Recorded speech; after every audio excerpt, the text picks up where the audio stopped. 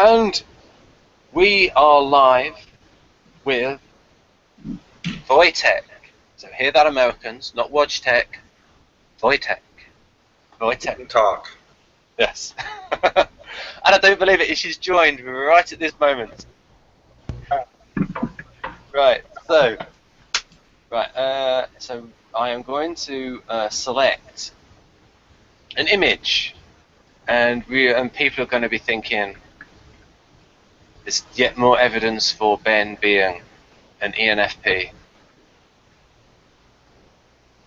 So, Wojtek, do your countrymen wear socks and sandals whilst paragliding? And the next slide is, why is he showing this? And their German underpants, and I think this is like really rooted in 1980s humor, because this watch looks like a 1980s Casio digital watch. And the British comedians in the 80s would always joke at go out to go on sun lounges, and the German tourists who were in holiday with them, they got up like an hour before everybody else to put their towels down on the sun lounges. What's going on here? And this is all from the night. It's just a little bit of Eddie, then we'll get going. This hangout will be about German underpants. Basically, it's a cool advert. There you go, and he's got the mullet going on. And then when I saw this, I thought, mullet? I thought, wait a minute. If Wojtek looked like that, he would be called Wojtek Mullet rather than Wojtek Mullet. If you had that hairstyle. I'm German. I don't have humor. You like Douglas Adams. Right, okay. And then here we go. So he's throwing the towel down. But the best bit of this gag is so he's throwing the towel down. He's got this British guy about to go on the lounger. And there's the towel. Perfect. But the best bit of the ad is when the German guy lands behind him, rubs the suntan oil into him. And then he says, planning. Like a German INTJ. Gives him a little slap and says, on your way. And then it's sort of about Chavel supermarket. Oh yeah, there we go. They're standing all proud. Didn't see her coming. But that idea, though, of planning.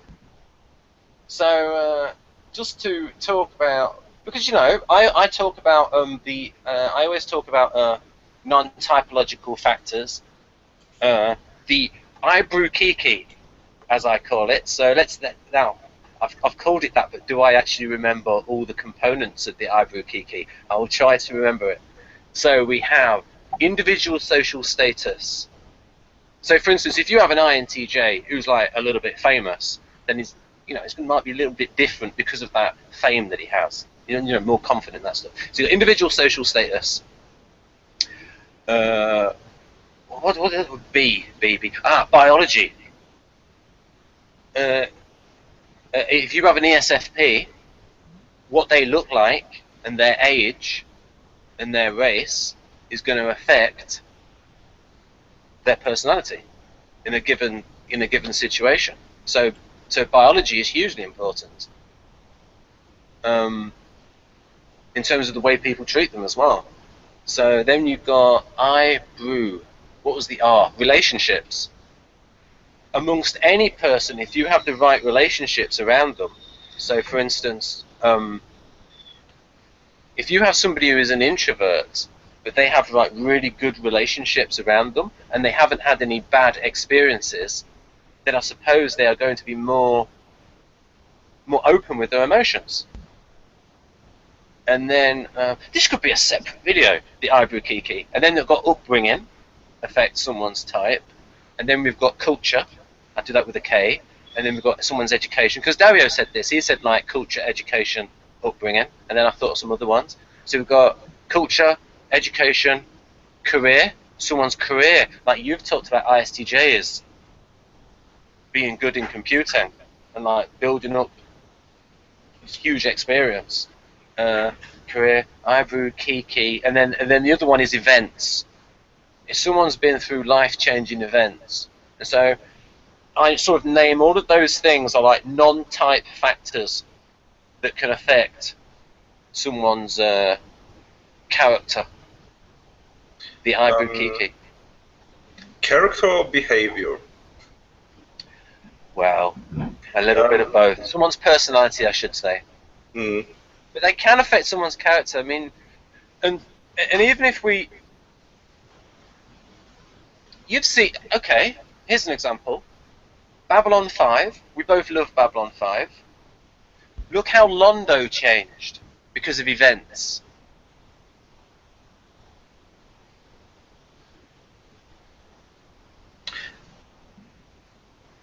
We talked about this before. I don't see a real character arc with Lando. I think he basically stayed the same throughout the series. Okay. But yeah, I mean, of course, like for example, Americans basically get a plus when we treat typology like, let's say, race picks in an RPG game. If you choose the background for a character to be an American, you will get a plus in extroversion. Because Americans are more talkative from their culture. I mean, it probably depends from which states they are and everything, but from observing Americans alone, they are, compared to Germans, that is well, not a fair comparison, because Germans are very closed and not talkative by nature. It might just be that if you're sort of like if you're like encountering American tourists, those people, because they're going to probably be more extroverted than the normal American, and they might. We're doing a lot of generalizing here. I mean, for instance, if you talk about talkative Americans, if you go, it's the same in London, any big city. If you like have people on a train or in a bus, they don't talk to each other. Yeah, you don't talk to strangers on a train. I don't know how it is over in Britain, but like here in Germany, especially the part I live in, when you go into a train, you are like repelling electrons. You choose to spread over the train with the furthest distance between each other. You only sit next to another person if there is no other choice. You know, what's weird about me though is I will talk to people on a train or at a gym if something funny pops into my head. So if I'm in a certain mode. Yeah. Yeah, I mean, there are individual differences, and the motivation why you do this might be of relevance. For example, I do this because I know that I'm an introvert with some. I'm a heavy introvert with some. That even goes somewhat into social anxiety.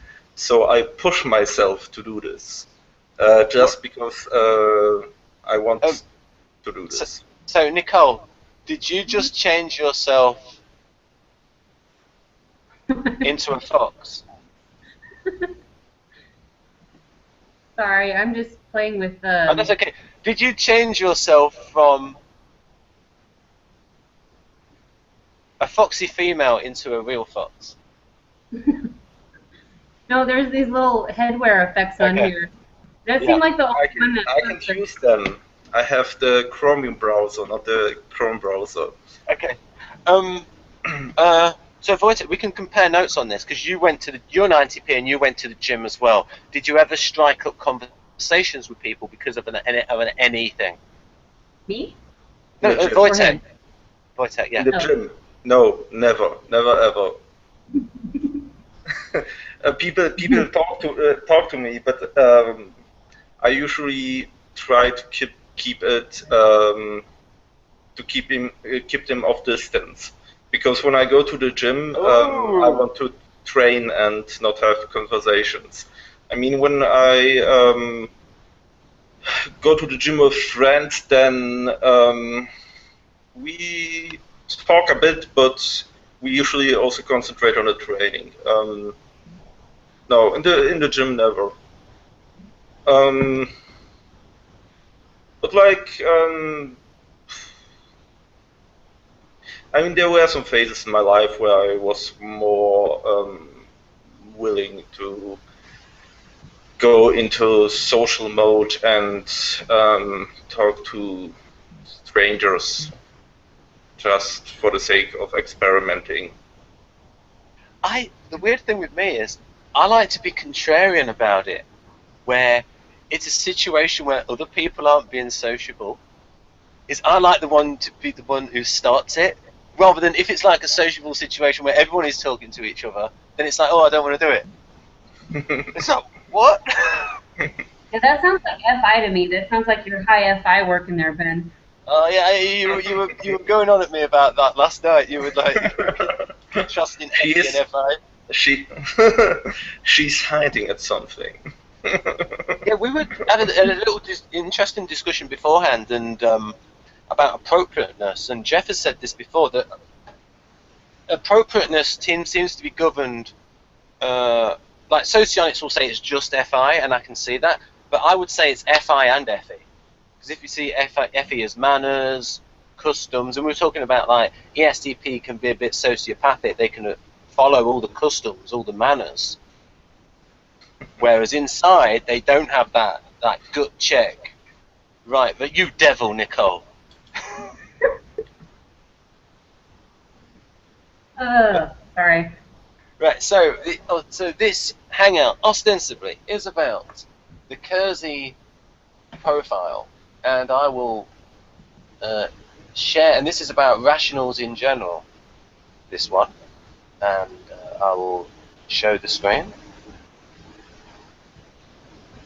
We can eye patch. Right. I don't need to say that. Oh, Wojtek likes the eye patch. He's making a pirate. Alright. Roar.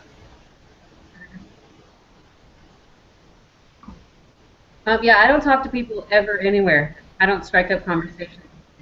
No, but, this is an illusion. But my INFP X used to do that all the time. Yeah, INFPs are like that. Right. Yeah, just get somebody on some weird conversation, or like flirt with old women. You know, you do stuff like that. Oh wow. Well, what I think what we could do, because like the main interesting thing, we'll get back to this in a moment, is because I didn't have the scan last time Wojtek and I talked about it, and that is NTJ order versus NTP organization. Someone's having fun. Hey, She turns into evil Nicole from a parallel universe. Oh, that's no such thing. This is it. Here we go. Right, so last time we talked about this. Right, last time, Wojtek, this is all you wanted to talk about, was this? Order versus organization? Yes. Unity through order. Vendetta? Yeah. No. Strength. Unity through strength, strength through unity, whatever. Yeah, so this is like the... Wow, a little bit of a... Whoa, okay. Right, unity through strength. Was that, Nicole, was that you doing a cricket? Yeah, I'm just playing around. I'll let you off. I don't mind the funny. That's a good one. Backtrack. Yeah. Okay. Okay, I'll stop now. Go ahead. Right. Okay. Okay. I don't mind the funny effects, but some sound effects will put me off a bit. So, I'll go through this review then, Nicole. The order versus organization. I don't know if you've seen this before, because I've only just recently scanned it. I just want to look at the not, visual. Yeah. Okay, I'll let you have a look. This is the ENFP shift. Not just my ENFP shift. This is Nicole's ENFP shift. This is 3 ENTPs in one hangout. It's going to be goofy. ENFP shift. Right. But yeah, Ben, what's the theme here? Order and organization, the difference between INTJ and INTP, the architect and the mastermind. Yeah, it's basically between the NTJs and the NTPs, and it's like, because Keirsey didn't do the functions, it's like his version of it.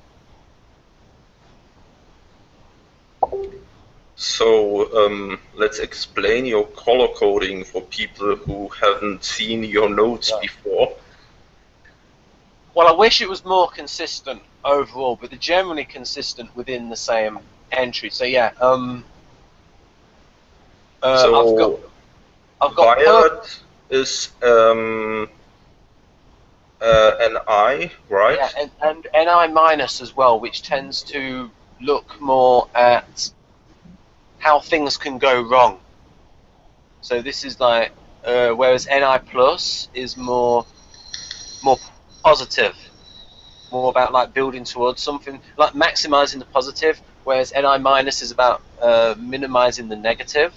So INFJs tend to be more positive than INTJs, according to Victor. So this sort of match. So the idea is that Keirsey, called the mastermind, would like look for things going wrong, and there would be like a series of steps. Oh, if this goes wrong, what do we then do? So if thens, consequences, and also things in contingency planning. Yeah, and also they would think, and like how we think sideways, NTJs think linearly, whereas the NTPs think laterally.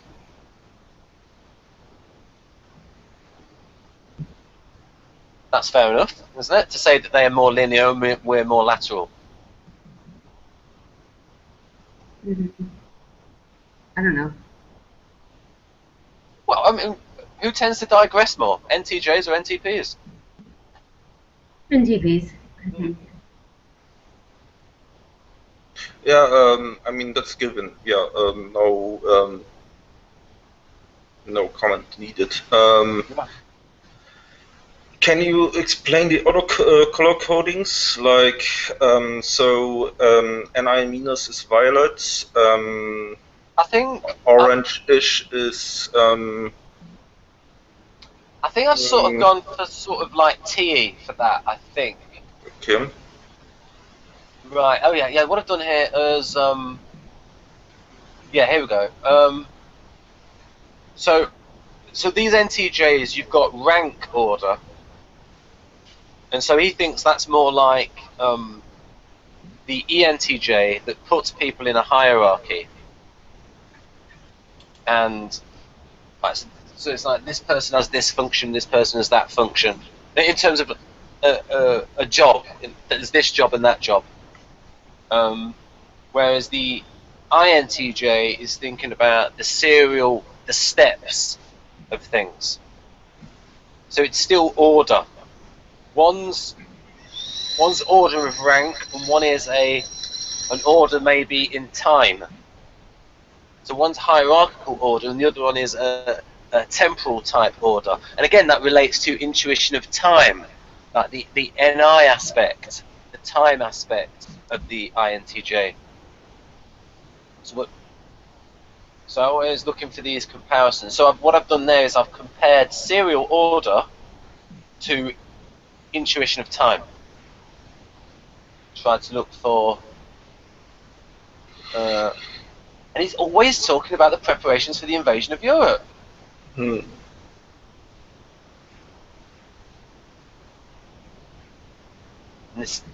Any error in the sequencing of operations fraught with peril and inviting disaster. And then we've got, and you can see it's all a lot more. It's all a lot more practical. The focus is more extroverted, I would suppose, because you're talking about ranking things in the real world, ranking people, processes, procedures. But that's kind of extroverted thinking, like, yeah. I mean, that's the difference between INTJ, but like we discussed in the other hangout we did for the first part, that INTJs plan sequentially, in a temporal way, organization through how things will happen in a sequence, and INTPs are more prone to think about systems, about how themes are connected to each other. So those people that say the Keirsey types are not the same as like the socionics types. Look here, look, this is it. This is like the real world version of TE, the real world version of NI, a concrete example of NI, where you're thinking about the sequence of things going into the future. If this, then that. A concrete example of NI in action by an INTJ. And maybe by, and I've not looked at the NFJ sequence yet, but maybe the NFJ sequence would be something like this, where it would say to somebody, they would give them like counseling advice and say, if you do this, then this. It's sort of like, you know, like in terms of like life coaching things, if you do this, then that. I think NFJs can perceive outcomes of social situations not only into the future, but into whole societies. Like they are FA, their extroverted feeling, combined with an I, is making them aware. This action will have this ripple effect on the immediate surroundings and other things. Like in a company, they're probably very good at politics, at corporate politics. Right. So you can see there what I've done, folks, is I've said, okay, the Keirsey equivalent of NI in the context of NTJs is the before and after, the sequencing. And then I've done like and I've correlated the TE with this kind of stuff here, with the hierarchical nature. Right, and now, so that's the NTJs. Now, when we get to the NTPs, very different. And again, should be no confusion. And those people out there who say that a Keirsey INTJ is a socionics LII can go jump in a lake. They're trolls. If you read the actual things, it's obvious which is which. Right, but especially when you look at this. And the reason we're going over this again is that I didn't have these graphics last time. And, right, so, organisation. Oh, wait a minute, I'll ask Nicole, what do you think of what's been said there? Bad timing. Oh, what about what you said about INTJ? Yeah, you know a few. Well, you know a few INTJs in real life. Do you think they do this thing of like looking at cause and effect, the knock-on effects of sequencing of things in the future. Yeah, I think that they predict things better than me, but I think it's just because they know more about a certain thing.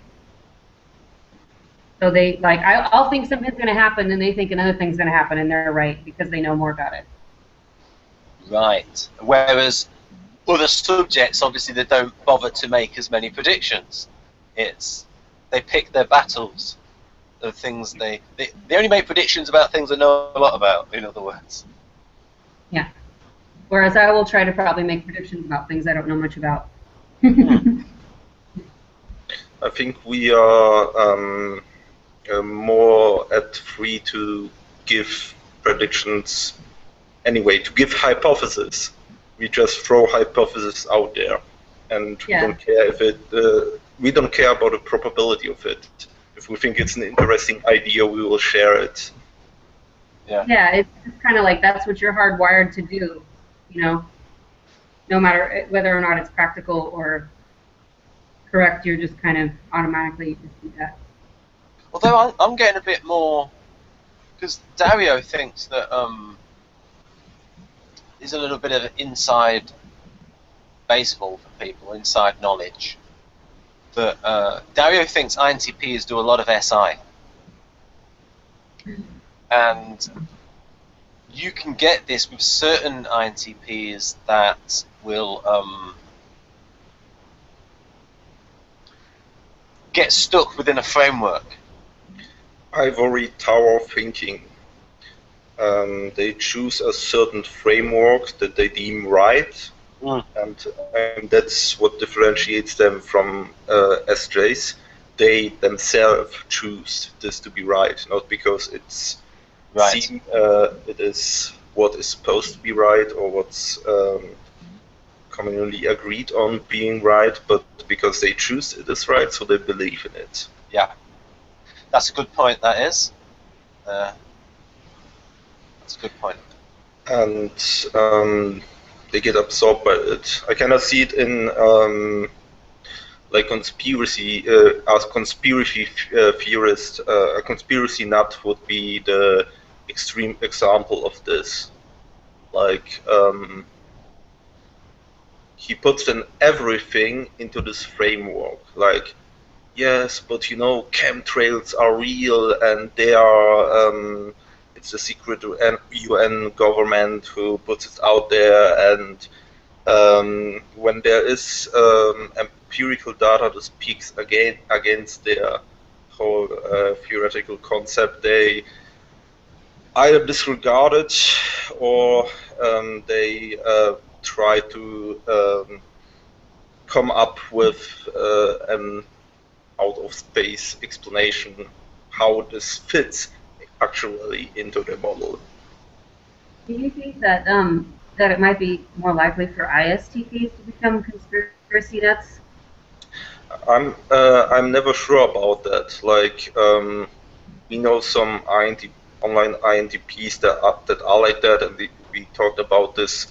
Are those ISTPs or are those INTPs that have the kind of problem that Ben talked about? There's this concept of loops, like an ISTP would be an TI NI looper, right? Mm-hmm. Which would seem to make more sense to me for a conspiracy nut, but I don't know. I think that you have to be really sure.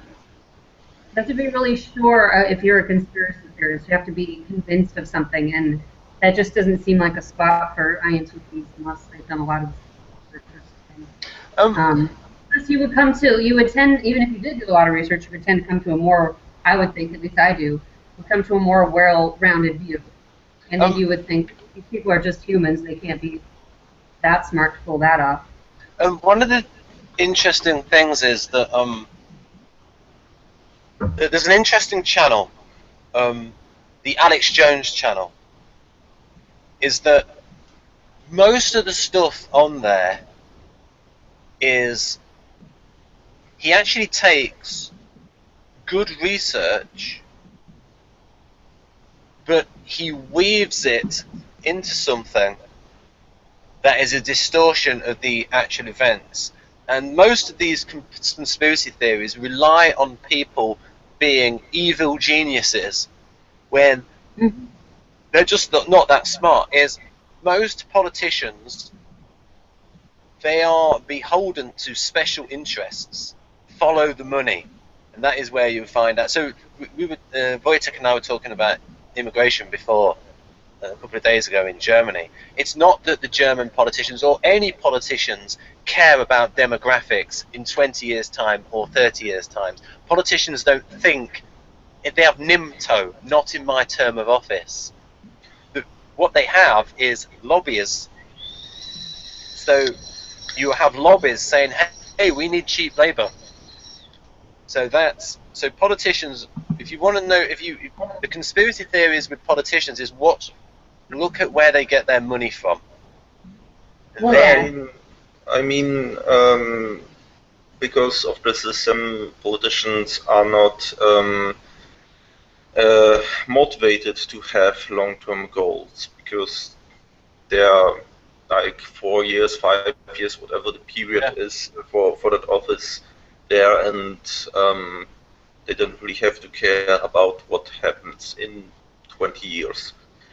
That's what I like about Singapore. Singapore is my my favorite.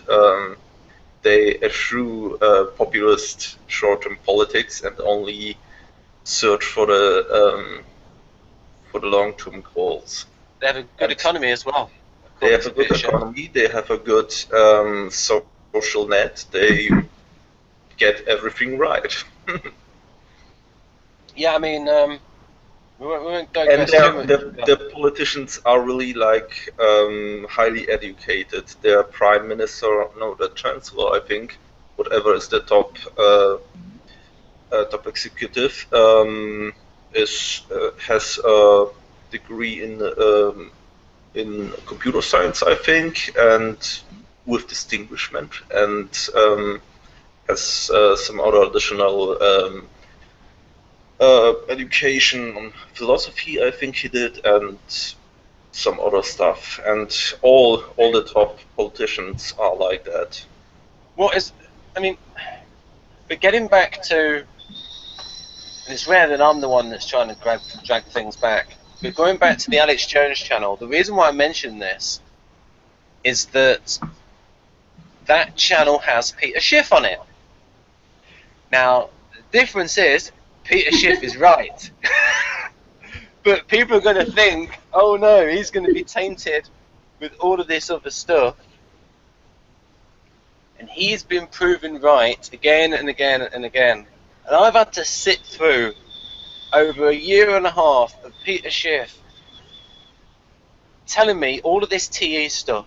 I like it when he gives me the TI, Austrian School Economics stuff, but he's been giving me TE economic data that has been boring me to tears, having to concentrate on the predicted, like some instances we've had, producers manufacturing index, capacity utilization, home mortgage starts, the rate at which homes are repossessed, and all of these other statistics, Fed National Activity Index, and all of these statistics that show that the American economy is in bad shape. And how, and then he talks about how unemployment is a lagging indicator. What happened? People you don't sack people before a recession, and then the sacking causes the recession. It doesn't work like that. It's the recession which causes people to lay workers off. The economy is already going down a hill before the workers are laid off. That's why they lay them off. Because the economy is bad in their sector. They don't do it preemptively. You don't have employers thinking, oh, I think the economy is going to be bad, I'll lay people off. They lay people off because they have to, because they're not getting enough orders. So unemployment is always a lagging indicator. So many times, unemployment is at its highest after the recession is finished. Anyway, I don't know, I've digressed onto that. But anyway, yeah, conspiracy theories, But anyway, I'll be talking about Peter Schiff in future, folks. We will also, I promised Wojtek, we will be doing videos on Rome. Oh, yeah. Rome series. Yeah, and we can also do them on Battlestar Galactica as well with Nicole. We go through every episode of Mark II. And because there was one person that did it, they did it on the podcast. Right now. Pardon? I'm watching the first one right now, remember? Oh, excellent! We could review that one as well. And that's great. So yeah, so if we go back to this, so we talked about it. Now we're going on to the NTPs, and we will see that this is very much like how Victor defines NTPs and how it's completely different from NTJs. Where here, it's all about the systems. So just in case people are watching this on their mobile phones, or they've got a low resolution, I'll ask Nicole, would you like to read that bottom paragraph out with your nice voice? Sure, okay. Organization, on the other hand, has to do with either devising and revising or configuring and reconfiguring complex systems that are composed of parts, not ranks or steps. Where the ranks or steps of an ordinal system are separate from each other, the parts of an organizational system are connected organically to each other, such that what happens anywhere in the system reverberates throughout the system. Thus, organizations of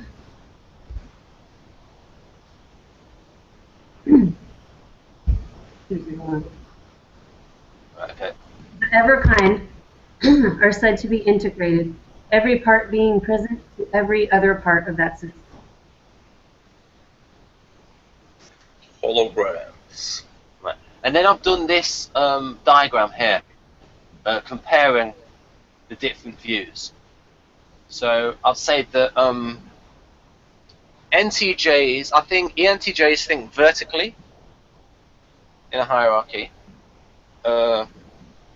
INTJs think in a linear way, in a temporal way, and NTPs think in a lateral way. Generally, I mean, but that's where our emphasis lies. If we're not focused, if we've not developed our NI, we can do too much of the lateral thinking. Lateral thinking is not a problem for us. No, it is a problem for us because we do too much of it. Right. I would use an analogy of, let's say we have a cluster of puzzles, and we try to put the puzzle together. So at the beginning they are mixed, and then we are putting together different parts from the whole picture together without maybe even knowing where they fit. The single clusters that we put together, where they fit in the whole picture. So we constantly are moving them around until we get to the full picture. Right. So this is now this section is on NTJs. Now coordinators, so that's the NTJs, do the work of what might be called arranging. Arranging is the act of determining the various levels of rank. In other words, hierarchy, layers, echelons, or the INTJs in purple. So this more matches the NI, the consecutive steps, sequence, series, succession that is required to achieve long-range objectives.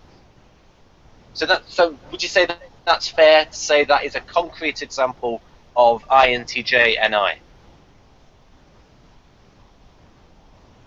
in action? Yeah, it sounds like gamma as well, like gamma quadrant. Yeah. Yep. Hierarchical arrangement enables the mobilizing of field forces in conducting campaigns. So that's more TE, and then more NI focus. Serial arrangement, in contrast, enables the entailing of contingencies in a plan of action. Now, because of these terms it's used here, in personology, Keirsey Sr. would change the name from the mastermind rational to the arranger. So he saw the INTJ as the arranger, and he saw the ENTJ as the mobilizer. So he changed the name from Field Marshal to Mobilizer and Mastermind to Arranger. But not many people bought Personology, so when David Keirsey Sr. did the website, he thought, now I'll keep the same terms from Please Understand Me Too, because more people have read that than Personology. Personology was just written for INTPs. And then we've got NTPs. For their part, engineers, so the engineers, the NTPs, do the work of constructing. Constructing is the act of determining what the parts of a system are supposed to do, its mechanism, or what parts of a system are required for it to work, its configuration. Mechanical constructing involves building functional working prototypes, while configurational constructing involves making detailed two-dimensional blueprints and three-dimensional models. Both kinds of construction are undertaken to determine what structures are necessary and sufficient for the system to do its work most efficiently. Now, what do you think of that, Wojtek? Because you're in sort of that area with your career. I mean, I always like the language Keirsey uses, because he puts the differences between the types into real linguistical differences, like the words alone he uses, arrangement, form, construction, that are all visual kinesthetic words, like where does this fit in our three-dimensional space? Where do I put this piece? Where do I put that piece? While when he talks about the anti-Js, he always talks about arrangement, about sequences, about temporal things happening one after another.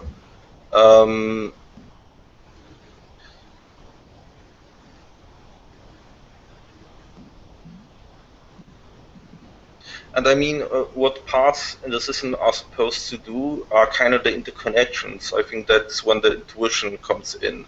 I don't think that's necessarily only TI. We see the interconnections of things more than the nodes of that itself.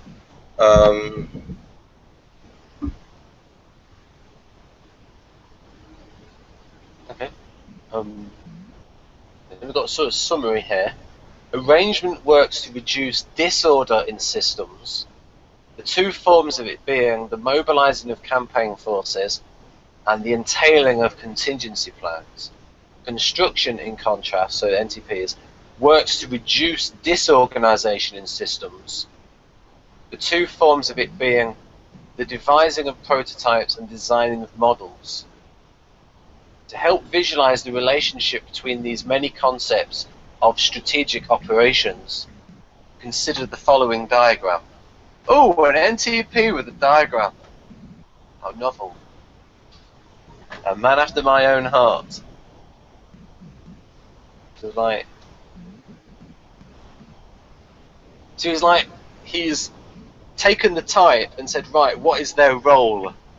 What role will sort of like exemplify their type? And configural designing for us, for the INTP. Designing and redesigning. And I suppose the mechanical devising for the ENTP is where it's a little bit more extroverted in terms of taking it off the drawing board and making it into a prototype.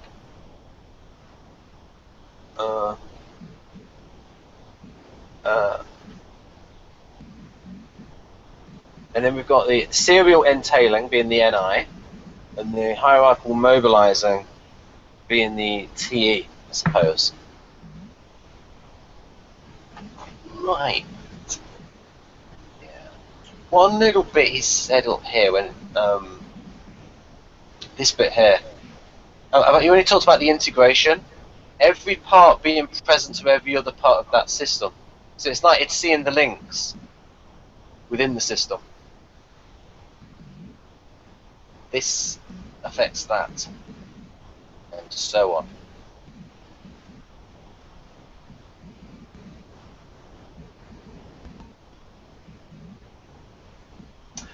I would like to, if you'd have given the example of, if an INTP is constructing a different kind of design. So, for instance, thinking about a plot in a story. Again, this is one of these things where if you change something, it might have a knock-on effect and change something else. There's a lot of logic involved in writing a really good plot that holds up. And as Wojtek is a big fan of Babylon 5 like me, it took J. Michael Straczynski 5 years to plan out the arc plot of Babylon 5. Yeah, and that's, I mean, that's the beauty of it, and that's probably why we like it so much, because it is a polished end product. It's everything fits together. It's not even what happens after another, but during the whole arc of the series, he puts pieces for you together, and it all fits.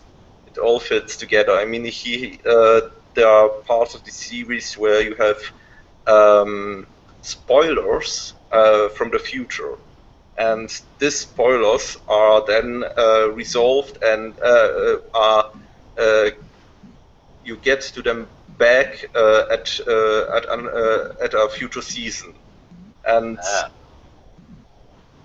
I mean, this is this is what we aspire to make something complete, to make something that you can view from all angles, and it's an magnificent end product. And not just, like, for example, for SBs or FI types, maybe the moment a more episodic character of a series is more important. What happens in this moment? Oh, they had this very interesting moment here and there. And I think for INTPs, it's more about the whole construct. I'm a big fan of world building in sci-fi and fantasy worlds. Ah, yes, a world.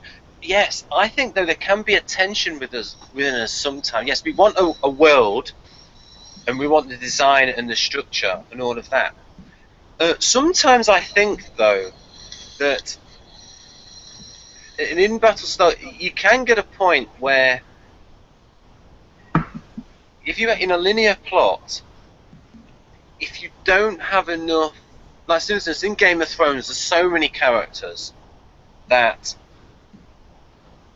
and there's overlap and there's new threads, but like in say something like Battlestar Galactica or anything else which is a long narrative, where you get that NI thing of, right, there's these few elements and you see them change over time, and that appeals to us. But there's also an aspect of us, those NTPs that watch Doctor Who, where it's like, well, I would like an episode that has a completely different idea and a completely different, like, new, you know what I mean, where it's completely different in each story. So I would like a little bit of a completely different. I would like but I would like a combination of both, where I would like these ideas. Now, what I would like is, and I don't know if anyone's done a story like this, where you do an episode, you do a story, and you've got these new ideas, but it's actually like a little part of the patchwork quilt. And then when you do another story that seems completely different, but it actually has a little link to that. And so eventually you can have the ability to go sideways. There are these little links, and you can sort of build up a patchwork over time. And that's generally what fans do. in Doctor Who is they look, oh, this affects this, and then that's an NTP thing, is where you've digressed all over the place. Oh, maybe this affects this. Yeah, and Very hard to plan, though. I think NTPs are the ones that back when Star Trek was popular wrote this several pages papers on why something is not canonical. Yes. But in episode 412, the Klingons actually were. Yeah, but what I actually love, though, and as an INTP, I think we're all like this. I love the word retconning, where you go back and come up with a story in order to make it, and using ingenuity, make it canonical. Yes. I love that. Enterprise, the newest installation of that, did a genius with the Klingons. part. With the Klingons. It was genius. You like it too. Yeah. Some people said, well, what's this threat? Why did they even do this? But I find it was a very creative solution of this. It was season 4 of Enterprise, and Manny Koto was in charge. And before that, I was saying, oh, what a load of crap, why am I watching this? And then by the time it got to season 4, I was like, this is really good! Because it's like doing these three-parters, they're really going into the history of it, like with the Vulcans. Yeah. And they're working with the continuity and why making the it good. Vulcans are different from the Vulcans we know in the future. Yeah. And they they're so nice INTJ. Yeah. Vulcans are so INTJ, where underneath they have all these bubbling emotions. Yeah. Are Vulcans more INTP or INTJ? I mean, all about INTJ, closet emo nerds. They plus the Panfar and everything. Data is an INTP. Yeah, very expressive one. Yeah. But yeah, this book, you will love this book. Ooh, it was hard to get hold of this book. Part 1 of the Babylon File, and then Part 2.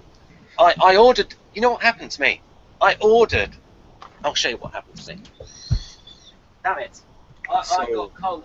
We were talking about Keirsey. But this is my question. I had this, and I went to the bookshop. I said, and I tried to get Part 1 of this, Volume 1. Right, I go to Waterstones. Oh, they don't know it. I buy it off the internet. Part 1. I bought, and this bloody turns up. It's another Volume 2.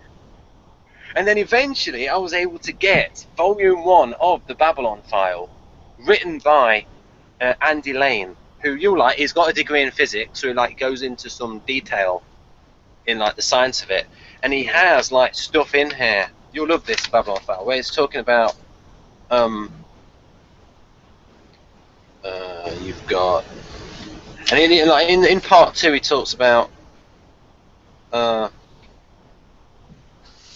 oh yes, this is about Jung, between the essence and the descent. So he's got 11 pages on the Jungian influences in Babylon 5. And then in Part 2 he's talking about and then he talks about, he's got bits he got these essays at the end. Cast in a Bad Light, which explains the cast changes. There's Always a Boom Tomorrow, which is about why Ivanova left. Claudia Christian, and he even wrote that line in.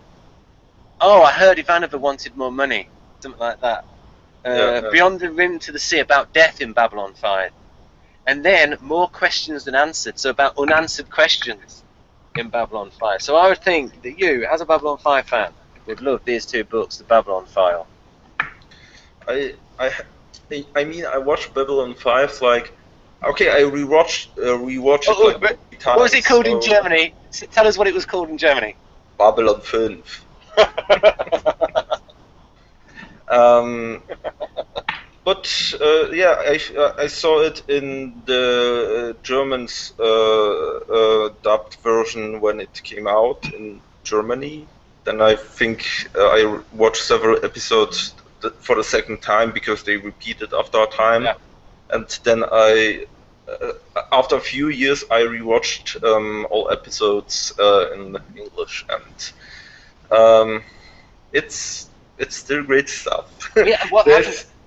I tell people what happened is every year it almost got cancelled, and it had a lot of the reason why it stayed on air was because people were watching it in the UK on Channel 4 and in Germany, and it's almost cancelled every year because it was so complex. In order for people to follow a story over 5 years, there are not enough NTPs to admire the series. Yeah, and also J. Michael Straczynski pretty much was the first guy who made a program on the internet, because he was on the internet before there was a web. He was on the internet in the 1980s promoting the program. He even asked fans, who should I get to do the music? And somebody said, hey, use this German guy, Christopher, I've forgotten his name. You know his name. Christopher Franke. He did the great music in Babylon 5, the great electronic music that's also moving. And they said, hey, try from Tangerine Dream, I think he was, part of Christopher Franke. I didn't get that much into. I never. You see, I never look up stuff about the actors themselves, about music score or. I'm also bad with actor names. Like when you ask me about an actor, just say Jean-Luc Picard. Okay. Okay. Anyway, so the point of this is, so basically, when it was on air, not that many people watched it. When it was released on DVDs, obviously the people who watched it really liked it, and it sold so many DVDs. Then J. Michael Straczynski started to get a lot of respect, and so if people go to IMDb and look at J. Michael Straczynski, from about 2004, he's written 2 or 3 films a year since then, and now he's got a lot more respect. And he co-wrote a series with the Wachowskis that Nicole's been watching called Sense8. I've not seen that yet. Yeah, it's good. Yeah, I mean, that's the problem with the film industry. The Nielsen's ratings are basically. I mean, you can judge a good series by the viewers that are watching this episode right now, because good messages spread, and it has a delay time until you get viewers. Right. I researched this about serialization. So generally, the episodic programs, the ones that are like self-contained nuggets, they do better than serialized ones at the time of production. But when it comes to releasing them in DVDs and Blu-rays, the serials do better. However, technology is changing something in that Netflix, when they release, say, a new season of House of Cards, they release all the episodes together as a box set. For now, people are watching it as it was intended to be seen. And so now you're probably going to get more serialization in future because they are releasing them as a box set. By the way, are you excited about Exenar? What's that?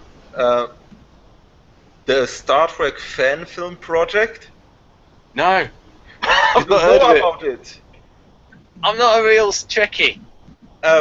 Google it. There is a crowd-funded Star Trek movie coming out. They got $1 million for that, and they're doing it really professional. It's not one of those back garage, and it looks great.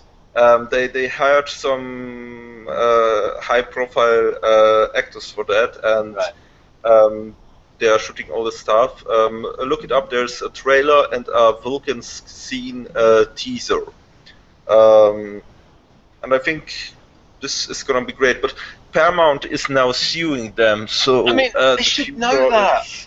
Anyone who does not know this, 13-year-olds making this, who does not tell them, you will get sued. Yeah, but I mean, it's stupid from Paramount to sue them, because that's, I mean, Star Trek is a dead franchise, basically. I mean, there are the new movies that are kind of successful. people, kind of not. But the franchise itself is dead. So this is free advertisement, and I mean, it will get a lot of people.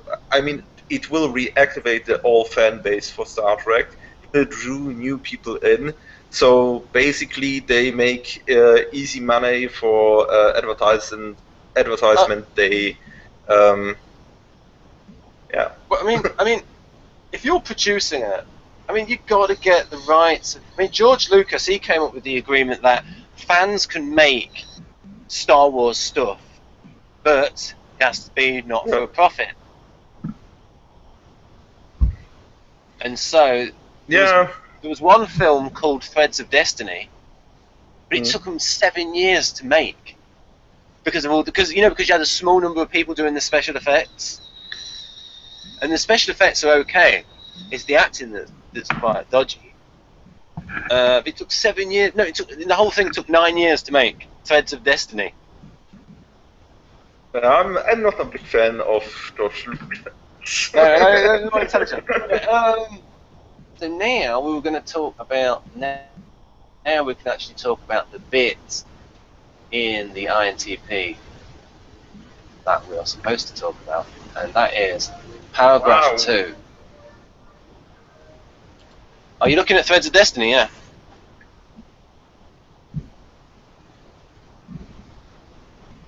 Now, an ISFP that we know, or rather knew,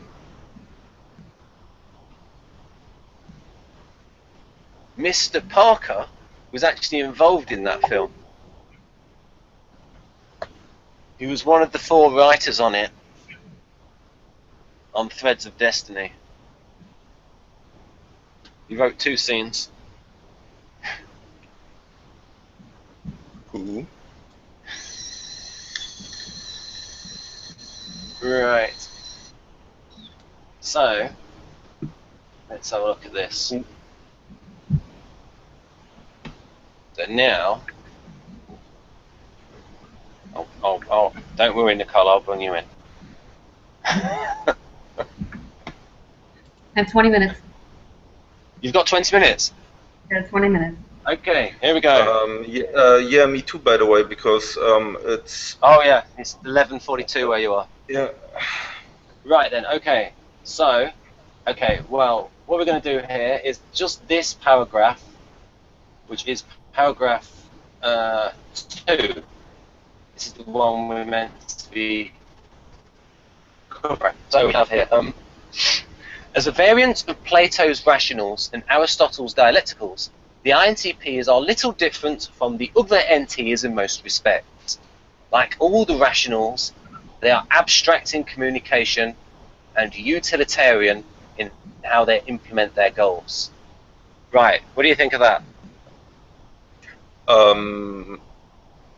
About the difference, or about... about NTs in general, because we had a look at these Behrens things, because like, she uses, remember, she did abstract language, and then utilitarian in terms of, oh, do it my way. Yeah, definitely. Yeah, go on, Nicole. I think that's why I like INTJs in a work setting, for that reason. Because at least we jive on that level.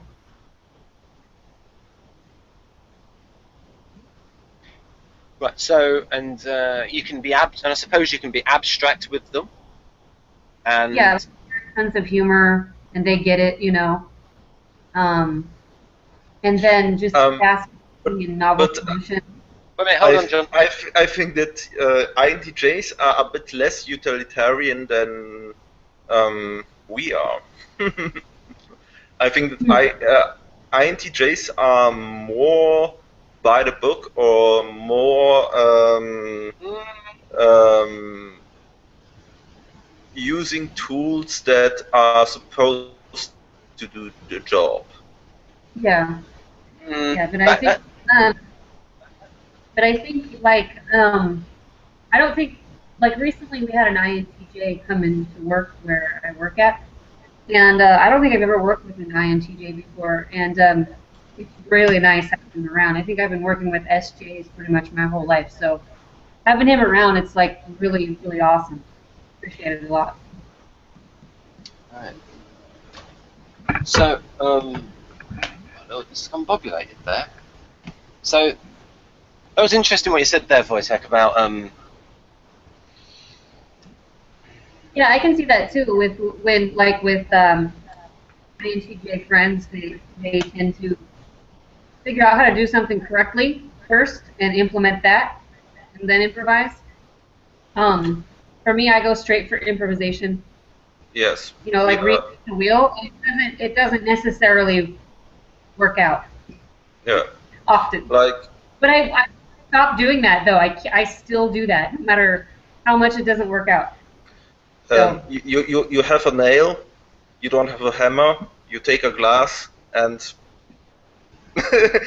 But then I think INTJs would be like disturbed by that. I actually know that INTJs are disturbed by stuff like this. yeah, they're like, why don't you get the right tool? Like, you know, Yeah. this isn't Yeah. cool for you. Yes, This yes, is not definitely. supposed to be like to be used like that. yeah, I wouldn't use a glass. I might use something else, but not a glass. It's just an example. That's more like an ESTP thing. No, I have a big meat cleaver that I use for a hammer sometimes. No. Wow. Like, look at this vase. This I would use this to drive in a nail because I know this thing is stable enough to do the job. It has a handle. It has a somewhat flat part here, and I can put enough force to drive in the nail. So I use this. Okay, fair enough. Without any doubt, and I know that INTJs would be like, why? Yeah, that sort of shows that there's this like. True. That's a really good example too of using all these unconventional things like that are just right there to get the job done. Like I do that all the time. Yeah. Right. Like and you always see like when I don't have the right tools, I don't need the right. Often I don't need the right tools. I have like a map in my mind of things that are in my house, and when I'm faced with a problem, I know okay, I have this thing there and this thing there. I could do this like this, and it might be unconventional, but it will do the job. What about some INTPs though that get into a TiSI loop? Like you and want to see if you can accomplish something in a really weird way. Like for me, it's like an extra challenge. It's like, yeah, I know I could go get a hammer, but I want to use the meat cleaver. Exactly, it's the same properties that are relevant for the job at hand. But sometimes though, do you think that if you come up with your own method, that you might get stuck in your ways, and you know with the TiSI loop? No, I wouldn't like keep using the meat cleaver if I had a hammer.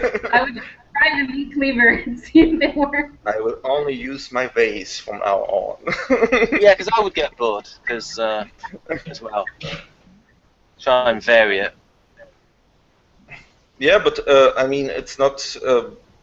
I mean, it comes out of the situation. When I have a hammer at hand, and I use a hammer.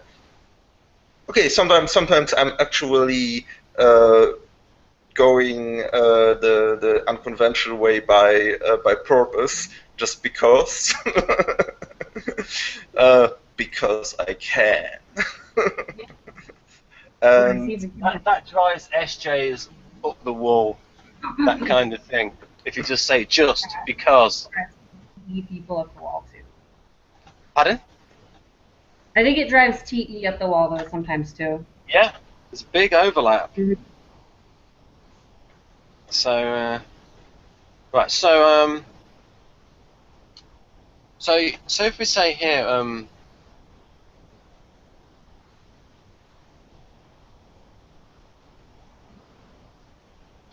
when you're doing your programming, Wojtek, do you use certain methods that you've come up with yourself? Yeah. And like stick to them, and maybe improvise less? No. I improvise all the time. Like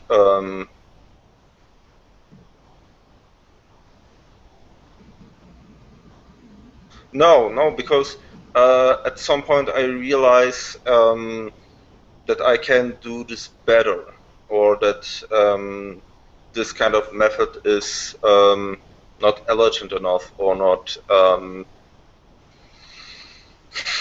appropriate enough to solve this kind of problems, and then I try to come up with something else. So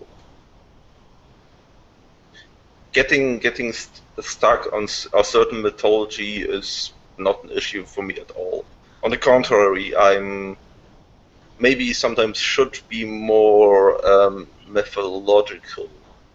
Yeah, do the same way twice, maybe for once. Yeah.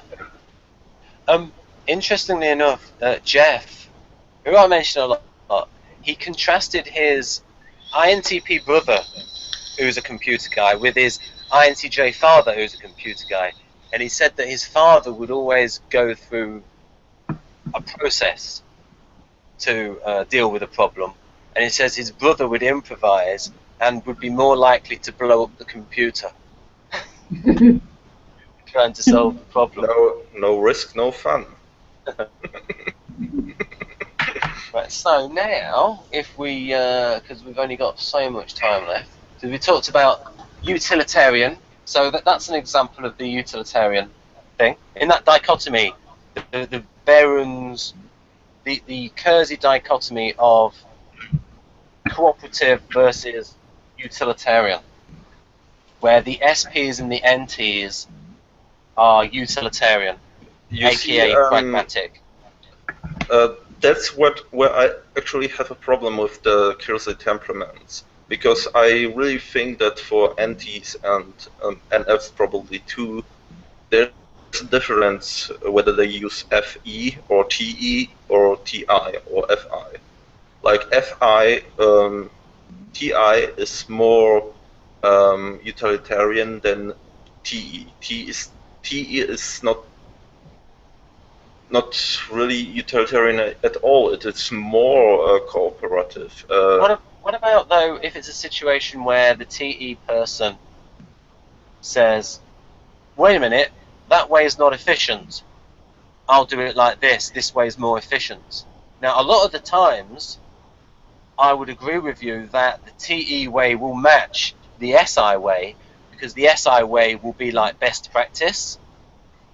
And I think I think NTPs are more likely to be are going to be more utilitarian than NTJs.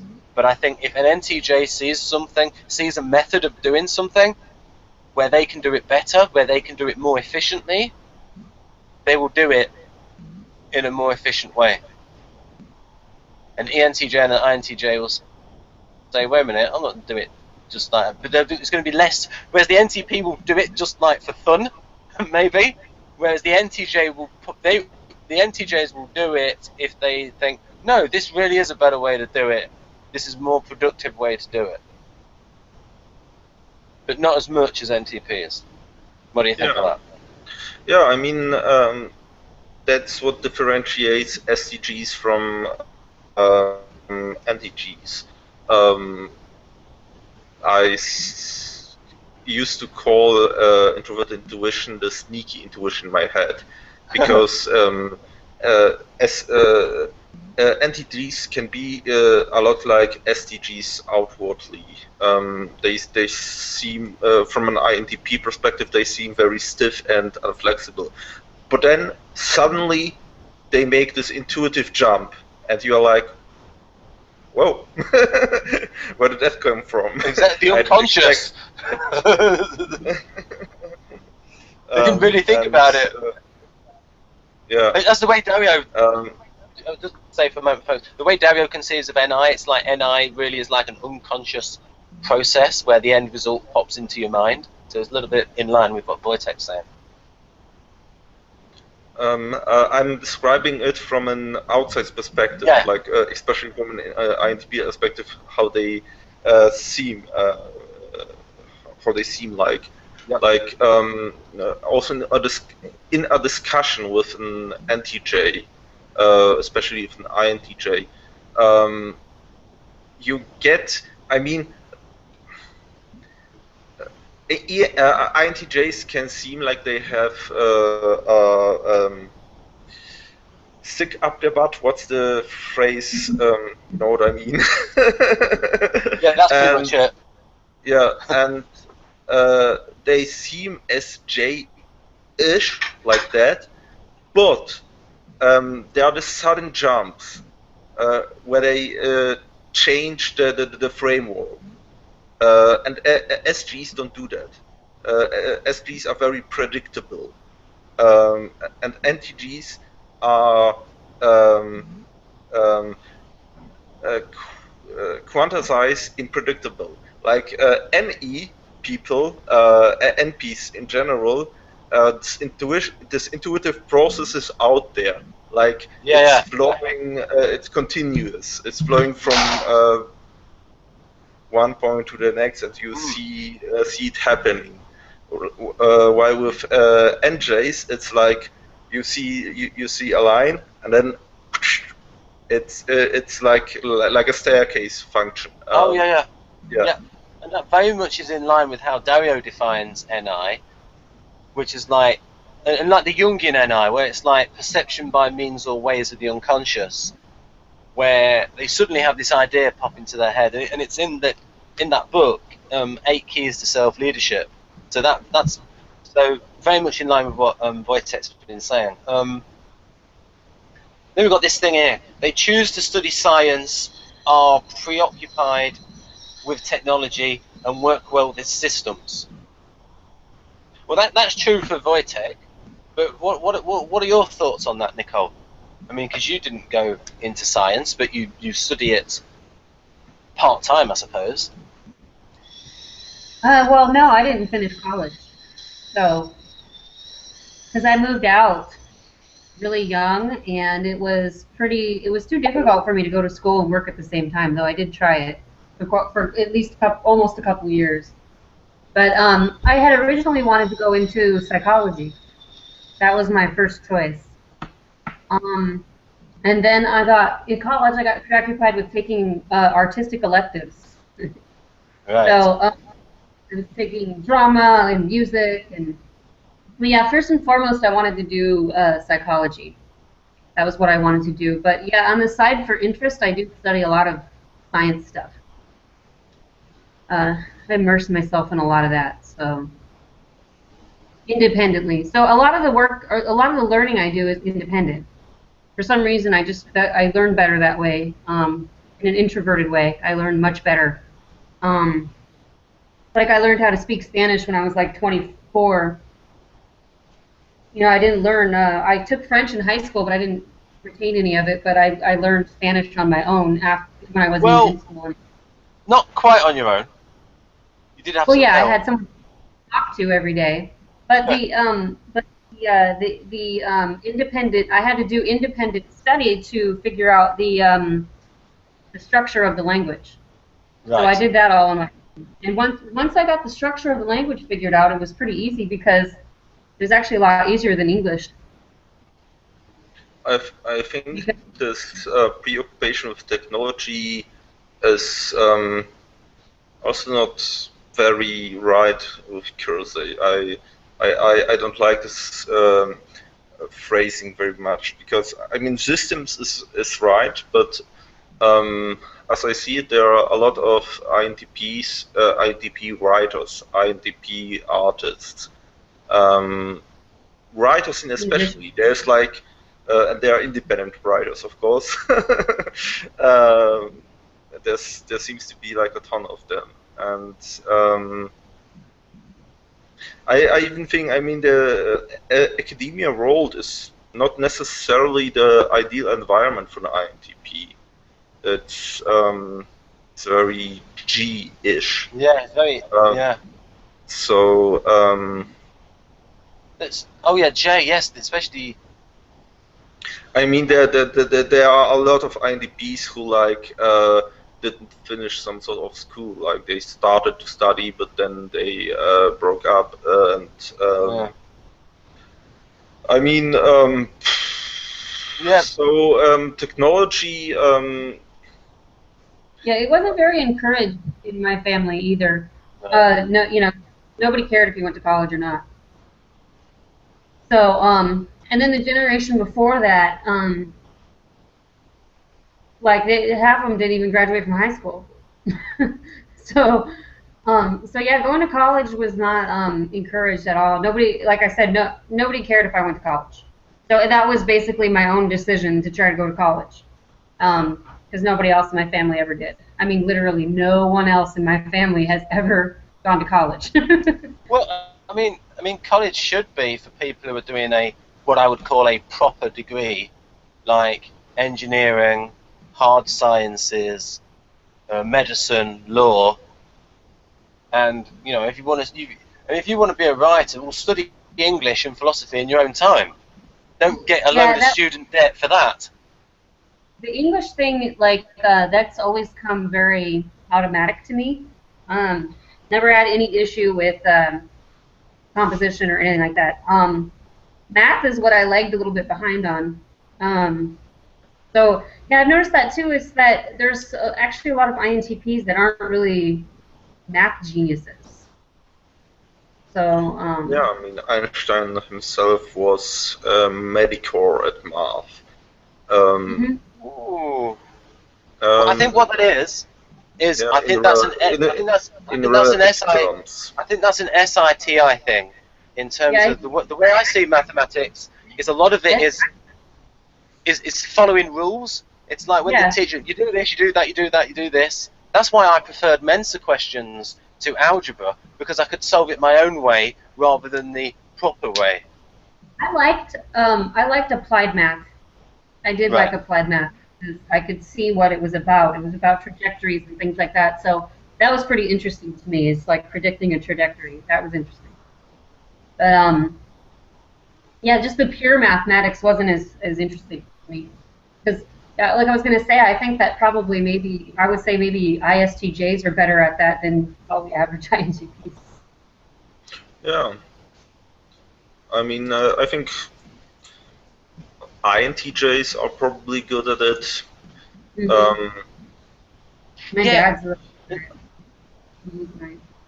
Wojtek, if you could talk a bit about because you're rational, and like the differences between, say, in computing, between how an ISTJ does things and an INTJ does things, or ISTJ versus yourself. Guys, I didn't interrupt, but I gotta go. Okay. Are you guys gonna be on? Okay, let's wrap this up because I have to Right. Okay. If go you to just work give me tomorrow. So a few more minutes, so just a couple of I minutes gotta to work. go through these other things. So uh, No, I the gotta, no, I gotta are go. you So leaving bye, guys. now? So okay, bye, Nicole. okay, Barnacle, Wojtek, if you just give me a couple of minutes, we'll go through these next ones. Their point of view is pragmatic, skeptical, relativistic, focused on spatial intersections and intervals of time. Right, I'll take one thing about that. Are you a skeptical person? Yes. Right. Oh yes, this is interesting. Do you base your self-image on being ingenious, autonomous, and resolute? Absolutely. Right. That very much matches you being an Enneagram 5. They would, if possible, be calm. They trust reason, are hungry for achievement, seek knowledge, prize deference. So they want people to realise they're smart and sort of defer to them. Mm, I would say that Or respect them. I don't like respect that has no meaning, or like when someone praising me for something I don't necessarily find very good myself. Right, but if Like you do find it good, you want when them to respect you. right, when I know I did good, then I won't be praised for that. Not for praise itself, maybe just for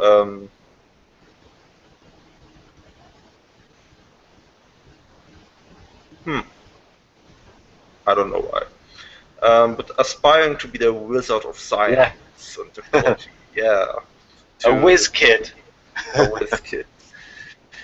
To be powerful through knowledge.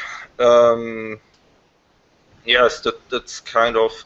I mean, as a kid, I was. That was like somewhat my dream to be a wizard in some sort of ways, and I fantasize about like. You know the concept of the singularity in artificial intelligence. Oh, not in artificial. Oh, is that the? Not in artificial intelligence. No.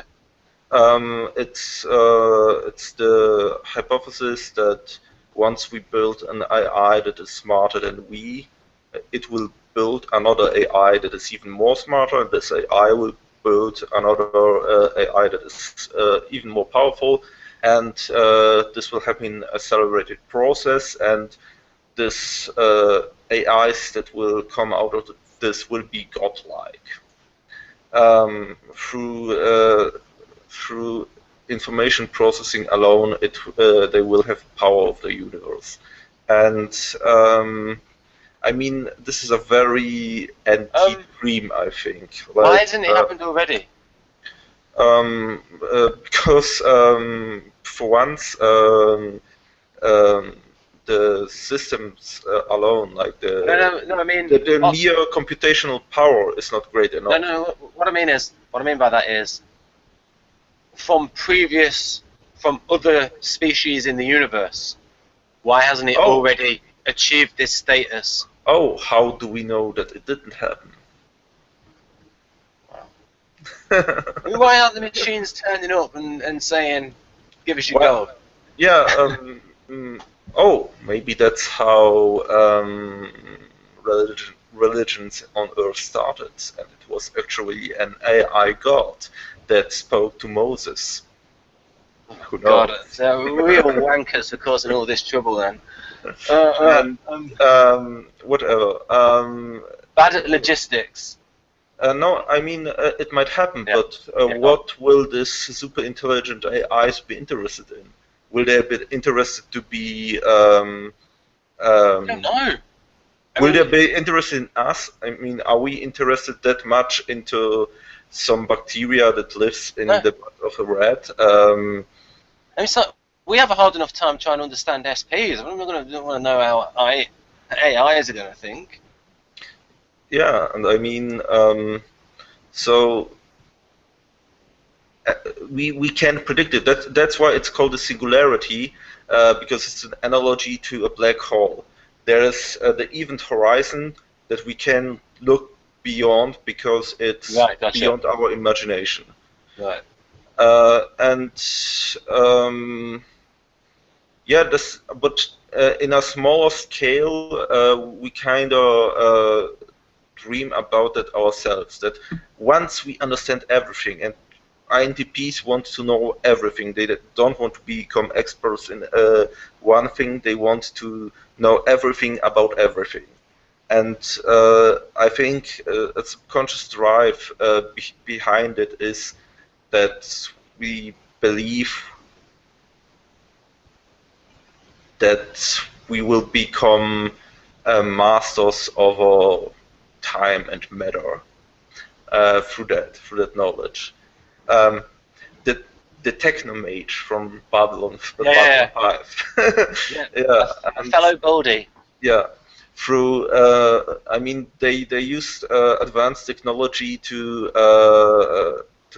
have these magical powers, and I think it's something like that.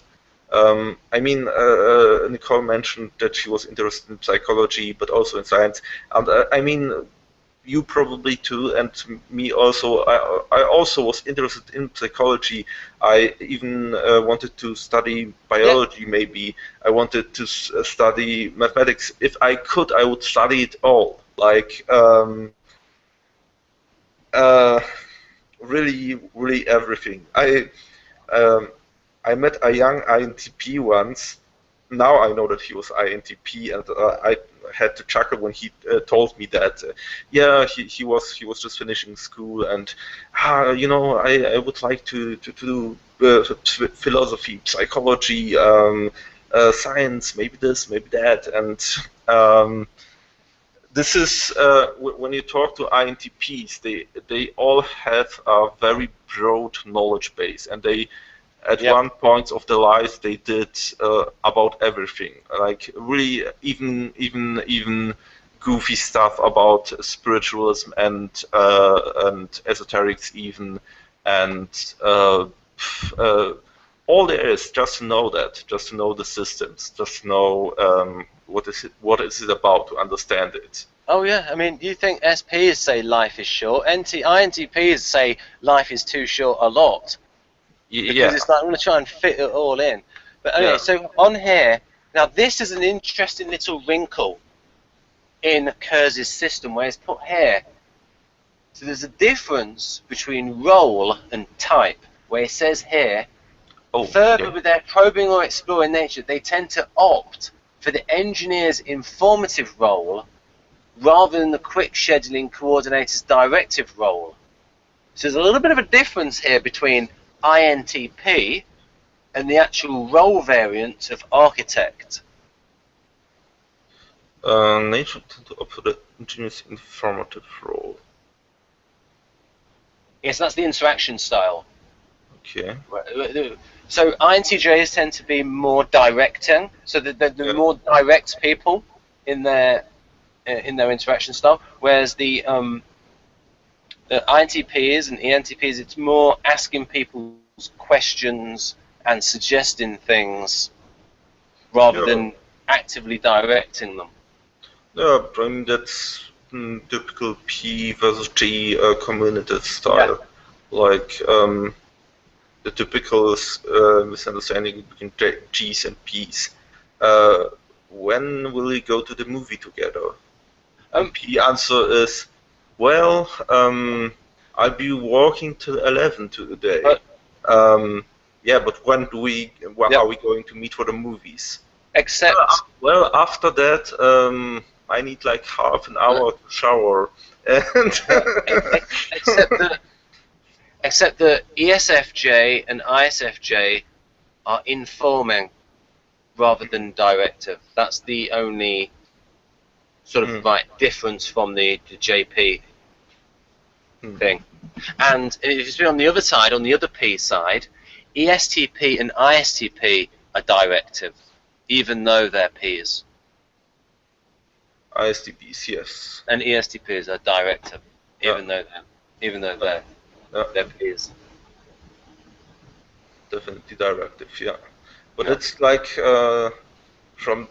that's kind of stems from the SE, and SE wants to dominate. Yeah. Whereas with I also had a look at it, and the NI, it makes people directive as well. So for instance, if you compare ENFJ and ESFJ, the ESFJ is more collaborative. So their interaction style is get things going. So it's like they haven't got an agenda the way an ENFJ has. Yeah. They have an agenda. They often post this terrible meme. What was it about? I am burdened with. It's in INFJ Central. Let's see. And the same thing was posted in INTJ often, like. No, but it doesn't use any rude words, does it? No. Right. Just I don't know if it's a quote from the 4 movies from Loki. Okay. But they use it there. What, from the Avengers? I don't know. I just saw the first one and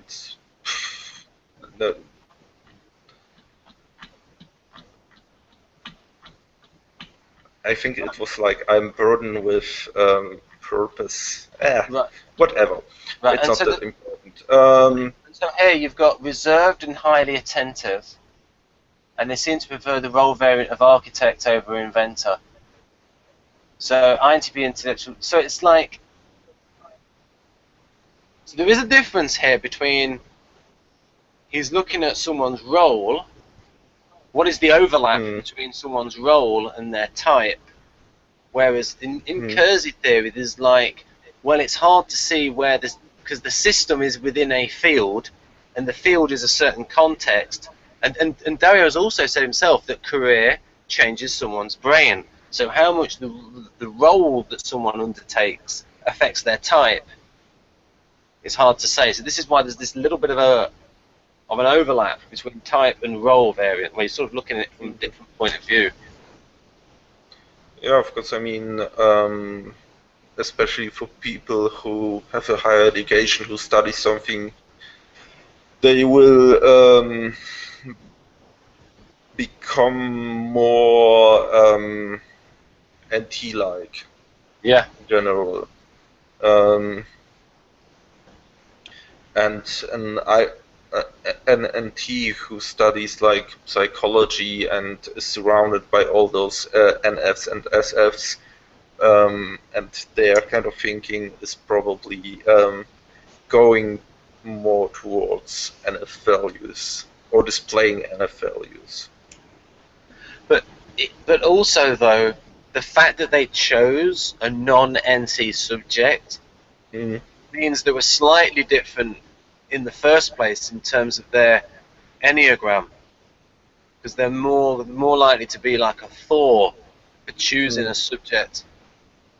Maybe it was just coincidence. I mean, I could have studied like anything because I was interested in anything, Right. and if my life would have taken a turn here rather than there, I probably would have gone maybe for psychology, because I want to understand human psyche.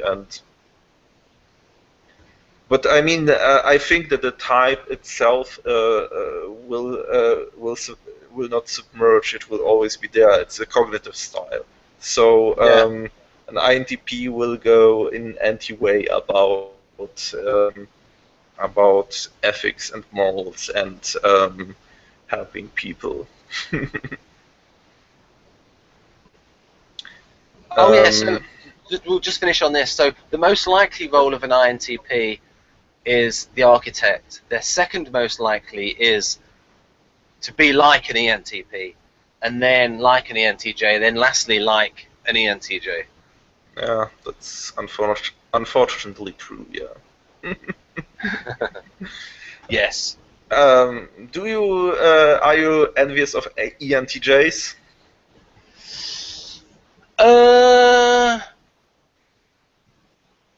A little bit, in terms of their ability to be workaholics.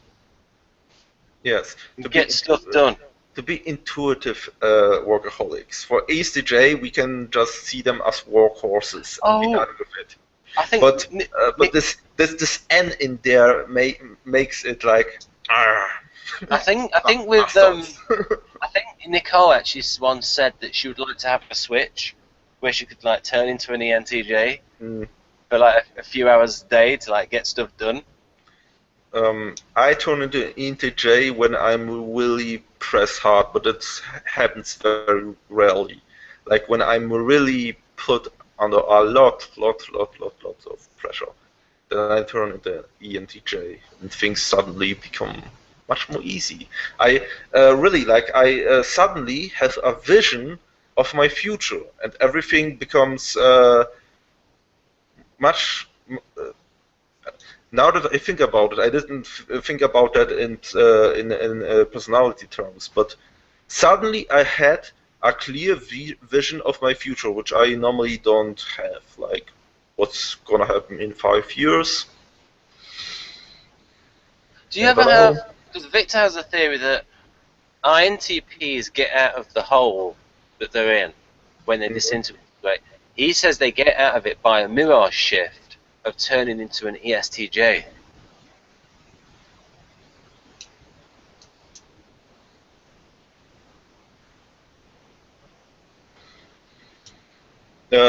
What hole are we speaking about? Well, in terms of if we get preoccupied by SE and TE, so if we fall down in the STP shaped hole in terms of like where our SE is crap and our TE is crap, and Victor thinks you can only get out of that by having a mirage shift and becoming like an ESTJ, and I suppose that means like really hard working and disciplined. Yeah, for a short amount of time, but I think it's unhealthy for us. Yeah. I mean, we burn ourselves out far more quickly this way and get into maybe even more troubles. Yeah, I mean, I try to be like an ESTJ sometimes. I don't know, maybe because my father is an ESTJ and that's some weird psychological being like your father stuff. But maybe there is a psychology factor to it. But what I'm talking about, the state when I'm really like my heart. I gone through some pretty rough times sometimes, and that's that were the few times where I turned into ENTJ, and it's fascinating to have a clear vision of the future and how to accomplish that, and how to go about this, and I'll just have a look at because I have the sheet of what shift that would be. Oh, minute, that's ENTJ is the. Oh, I wonder if Maria talks about that. The ENTJ is the extinguishment relation. okay. And I've got the. There it is. Right, this is the diagram for. This is the intertype relations in Model G terms, and one of the benefits of learning this is that it's easier to learn the shifts. So, for instance, extinguishment there, PI, so TENE, this one here, would be your. Interesting. And what does it mean as extinguishment? I'm not fluent with the sociologic terms. Well, the extinguishment type to the ENTP is PI, so TENE, so the ENTJ is the extinguishment relation with the INTP. So maybe it's getting out of a rut by using any.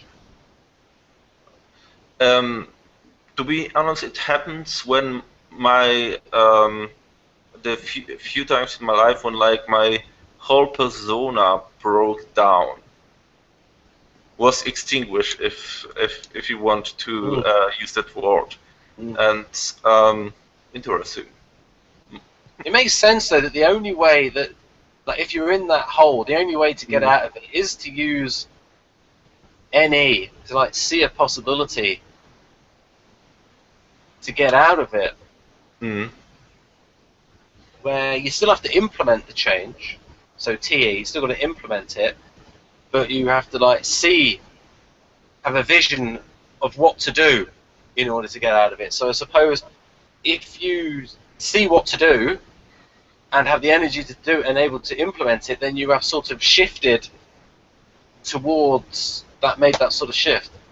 I don't know, I'm sort of speculating right now because I don't know enough about shifts, but it's very interesting about how so folks, shift is when a type acts like another type in a certain situation. And it seems to be consistency. I mean, ENTP is quite easy. I think we often act like ENTPs, especially in social settings. Then we like to be the jokers. We like to make silly jokes and be entertaining in that way, or at least like true ENTPs, we believe that we are entertaining. I think it would be better for us though to do a shift to where is it? To ENFP, the supervisee shift, where we go to the self-affirmation block and we use NE with FE. NEFE is like the probably most healthy extroverted mode for us. Yeah.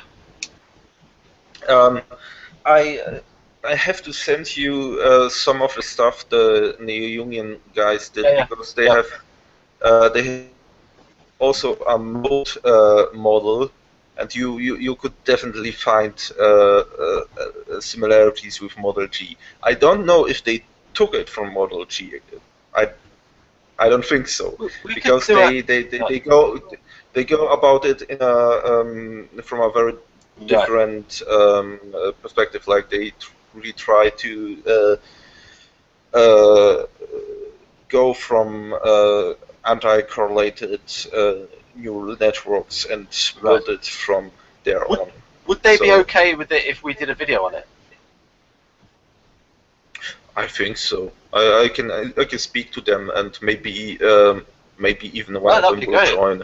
Like, yeah, that would be fun. Yeah. So I think that is pretty much it for the Hangouts, folks. I'll just show you the table. I'll end on the matrix of traits, and then I'll pause it for 5 seconds. So temperament. The temperament matrix of traits table, which should be under T. Alright, what we got here? SI. Right. Where's the matrix of traits? Oh, there it is. There it is. It is. The matrix of traits. These are great, by the way, when you pick up the books. First, and you're an INTP, first go to this. It's described several times in the books. Go to the table, because it's everything that he's written about condensed in one table. Yeah. I walked my way from there. I looked at the table, and then when I wanted to understand some more stuff, Wojtek, it up. Yeah. It's even better in personology, because he's actually turned the table into an index. I'll show you. He's actually turned the table into an index page. Show you here, where he has numbers to go to in the book. Oh, yeah, perfect. So like if you want NF's altruistic, go to 206, section 206, and it has these little numbers on there. I have to get this book.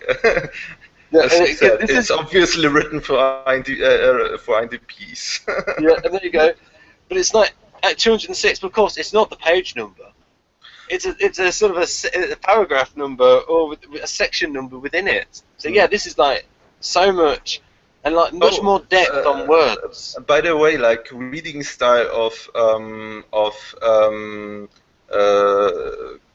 books on a specific topic, like, do you think an SJ would be more probable to read from the first page to the last page, chapter by chapter? Yes. Like, I think your reading style is similar to mine. Like, I go to the most informational dense side, and then I jump from here to here to go into details.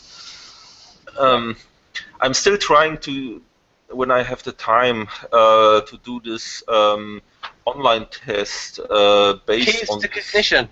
No. The test I want to design myself. Right. I partly designed it where I used this table, and I went through the values and through the value sections, and I think through the where is it? I'm sorry, Wojtek. I should have scanned these for you. These are like sort of like Keirsey's tests, and he even has like people picking out roles. He has things here where people pick out words to like suit them. Oh, okay. So I should scan these for you. Yeah. Like, I would pick out the words that fit you. we can, when I'm kind of finished with this test, we can go through the questions themselves, and when we are polishing them, we can maybe ask even David Keirsey about this, what he thinks about this. Because I try to formulate, I mean, I don't use like the question, my core value is excitement or something like this, but I try to phrase them in a way in which each temperament would identify with. When, especially for SJs, I have to reframe the whole question for SJs because the SJs sound very boring. And when I would put I believe in authority, even SJs wouldn't like admit it, like say that I believe in authority. So I rephrased it to I believe in best practice. Best practice in knowledge that has been used before. The tried and true. The tried and true, something like that. I have to look it up again because the site where I was doing this test, it was occupied. I made an occupied account. That's so sad. I'm such an NT. I make an occupied account just to be able to create this test because they have a test creator. Right. Okay, Ben, I have really to go now. That's it. So I'll let people go.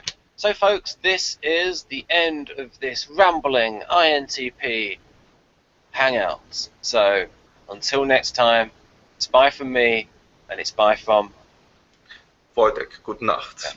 Yeah.